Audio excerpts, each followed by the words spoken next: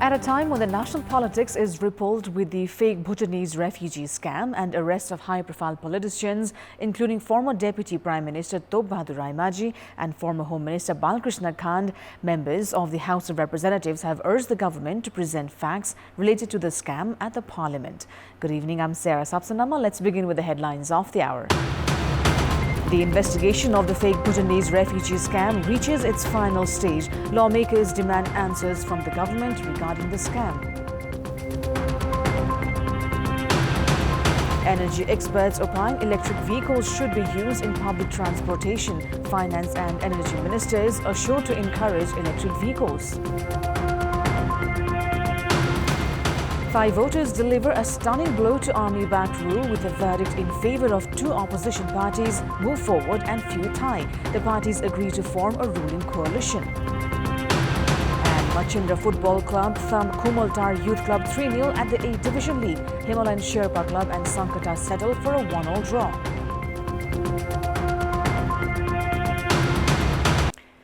Former Deputy Prime Minister Top Bahadur Raimaji became the 13th person to be arrested in connection with the fake Bhutanese refugee scam that has shaken the national politics for weeks now. Nepal police has been given permission to keep Raimaji in custody for 3 days for investigation.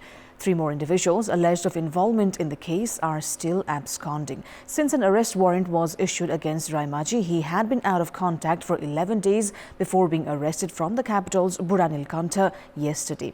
Based on the statements by officers investigating the case, Raimaji had proposed for the formation of a task force to address the issue of Bhutanese refugees some 4 years ago. The alleged masterminds behind the scam, Keshav Dulal and Sanu Bhandari, made the plan to create fake refugees and send them to the US. Bhandari is a close relative of Raimaji. Security advisor to the then Home Minister Ram Bahadur Thapa, Indrajit Rai, then helped coordinate for its implementation. Another middleman, Sandesh Sharma, planned to form a task force by including Thapa's son Pratik and Rai's son Neeraj. All those alleged of involvement have been arrested for investigation except for the former minister and former security advisor, while their sons have been absconding. 124 victims have filed for complaints in the case, and it has been understood that some 230 million rupees has been taken from the victims. However, police suspect the amount could easily cross ₹1 billion. Those in custody have said Rai alone took 150 million rupees during the scam. The state's laws allow police to keep in custody alleged individuals for up to 60 days for investigation in case of organized crimes. It's been 52 days since the investigation in the case began. At the moment, former Home Minister Balkrishna Khand and former Deputy Prime Minister Raimaji are in custody. The police have 8 days to proceed with the case. Meanwhile, members of the House of Representatives have demanded answers from the government regarding the fake Bhutanese refugee scam. Addressing the Parliament, members of the lower house said that the Speaker had already issued a ruling and the government should immediately furnish answers. CPN-UML lawmaker Thakur Gaire questioned about when the government would respond to the surfacing questions. He alleged the government of delaying the issue. After questions from the opposition lawmakers, CPN Mao Centre's Devendra Potil said that the issue should not be deviated and called for support from all entities to conclude the issue. Rashtriya Swatantra Party's Manish Jha said that the regular meeting between the top leaders during investigations on the scam raised suspicions. Meanwhile, Rashtriya Jana Morcha parliamentarian Chitra Bahadur Kesi urged the government to be serious on the issue of the fake Bhutanese refugee scam, warning that the past instances of giving leeway to culprits should not be repeated. Nepali Congress lawmaker Arju Dewa expressed concerns regarding her name being used in the audio tape. She also warned not to assassinate her character. Today's meeting of the lower house formed a draft committee to amend the Federal Parliament's joint meeting and joint committee work operation regulations.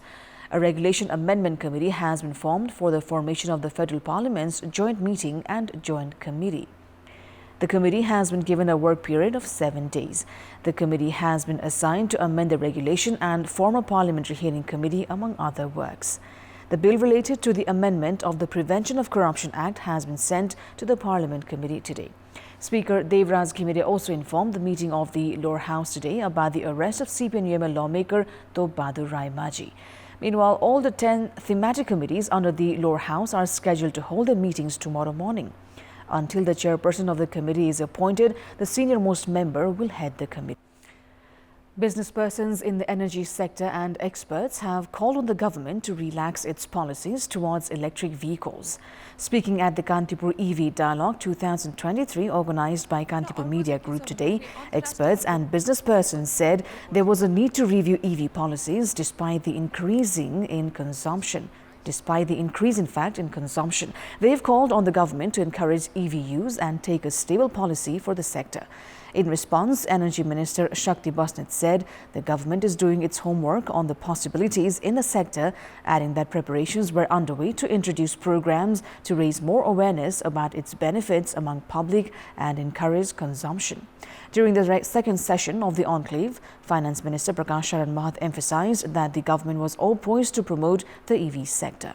Former ministers and experts highlighted that existing policies were inadequate in the government's zero carbon emission targets by the year 2045.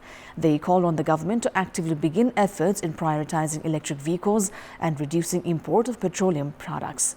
Participants highlighted that Nepal was home to some of the most polluted cities in the world and urged the government to implement a short-term and long-term plans to encourage the use of electric vehicles.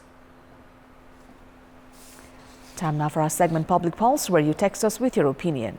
Public Pulse. But before today's question, let's take a look at the results from yesterday's poll. Yesterday, we'd asked you what should be done to increase the use of electric vehicles and appliances. 38% voted for option A, government grant, 49% for B, invest on infrastructure, and 13% for C, general awareness. And here's today's question. What should be done to address the issue of malnutrition in Karnali province? Your options are A, improve access to food, B, promote local production, and C, awareness campaign. The voting is on. Type NEWS, select your option A, B, or C, and send it to 34001 to share your opinion with us. Now, the government has begun issuing online no objection certificate, or the NOC, required for foreign education from today. The Ministry of Education has begun issuing the online NOC to ensure timely service and to erase the requirement to queue for hours. Inaugurating the online service today, Minister for Education Ashok Kumar Rai said that the service would provide respite to the students and their parents and guardians. Students will no longer require to reach Kathmandu to receive their NOC. More than 100,000 students leave for 106 countries to pursue their higher education in more than 70 subjects each year. Now, in our Public Voice segment, today we've asked people in several provinces what should be done to raise the effectiveness of the agriculture insurance program. Let's take a look at what they had to say.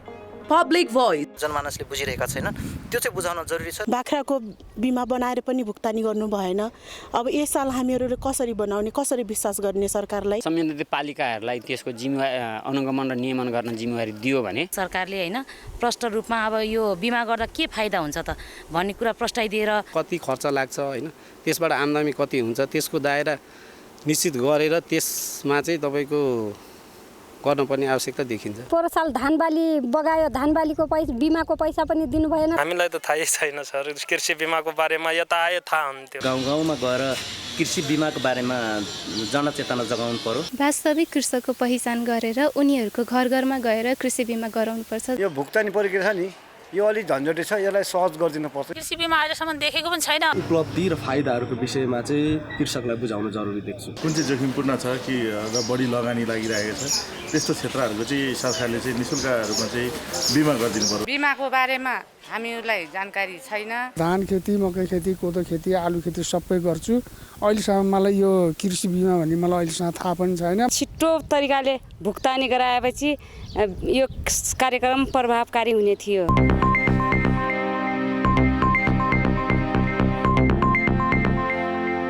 It's time now for the international update.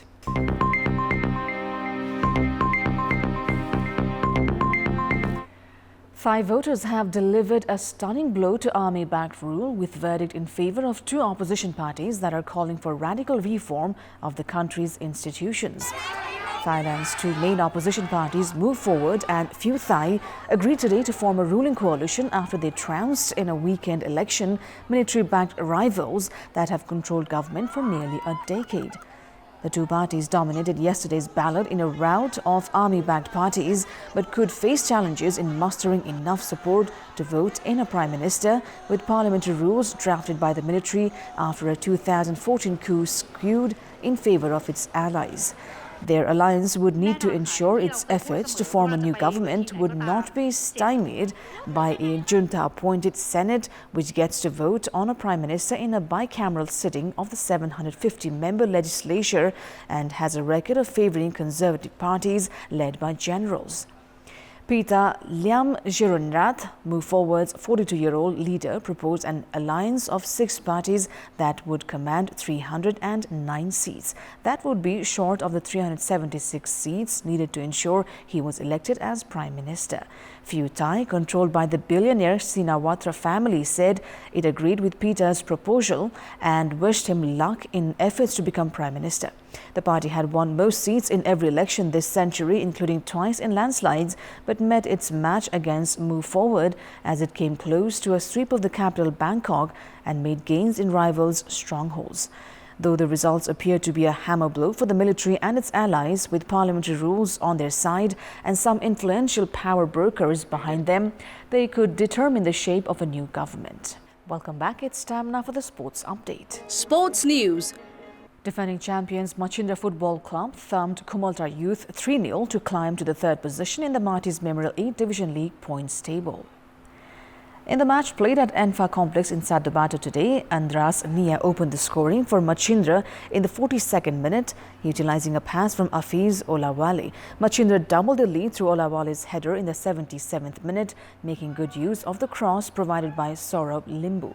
Olawale scored his personal second goal of the match in the 83rd minute to seal Machindra's convincing 3-0 win over Kumaltar, who are in the relegation zone. Machindra had thrashed Kumaltar 7-3 in the first leg.